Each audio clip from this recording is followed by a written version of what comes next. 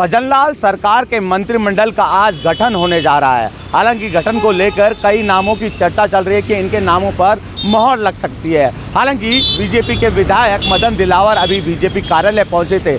उन्होंने मीडिया से दूरी बनाई और साफ तौर पे कहा कि मेरे पास मंत्रिमंडल गठन को लेकर किसी प्रकार का फ़ोन नहीं आया। मदन दिलावर कद्दावर नेता हैं और हिंदुत्व को आगे बढ़ाने की बात उनकी ओर से कही जाती है। एसटीएससी मोर्चा के उनकी ओर से संभाला गया था, तो ऐसे में मदन दिलावर के नाम पर भी मोहर लग सकती है। प्रताप सिंह सिंघवी जो कि वसुंधरा राजे गुट से आते हैं, ये भी लगातार विधानसभा चुनाव जीतते हुए नजर आ रहे हैं। कई नाम हैं, लिस्ट लंबी है, लेकिन जिस तरह के संकेत मिल रहे हैं कि 15 के करीब जो है विधायकों को मंत्रिमंडल में शामिल किया जा सकता है। राज्यवर्धन सिंह हो, किरोड़ी लाल मीणा हो, पब्बा राम हो, भैराराम चौधरी हो, कई नाम निकल कर सामने आ रहे हैं। अनीता बघेल का नाम भी निकल कर सामने आ रहा है, सिद्धि कुमारी का नाम भी निकल कर सामने आ रहा है। हालांकि जिस तरह मंत्रिमंडल को लेकर अलग अलग आंकलन लगाए जा रहे थे कि आखिर मंत्रिमंडल का विस्तार कब होगा। लगातार मुख्यमंत्री भजनलाल शर्मा दिल्ली का दौरा करने में लगे थे। दिल्ली में शीर्ष नेतृत्व से मुलाकात की जा रही थी। माना यह जा रहा था कि नामों पर मोहर लग चुकी है। तालमेल बैठाने की भी कोशिश की जा रही थी, जातीय समीकरण बैठाने की भी कोशिश की जा रही थी,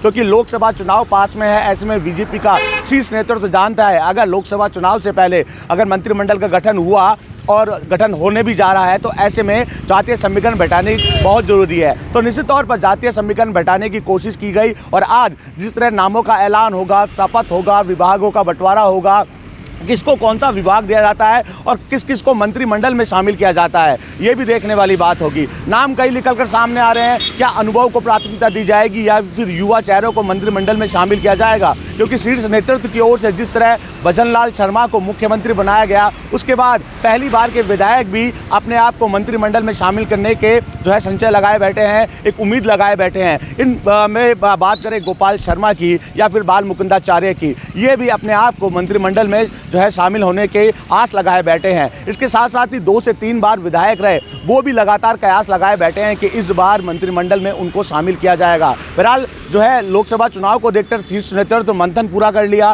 प्रदेश स्तर पर भी मंथन पूरा हो गया।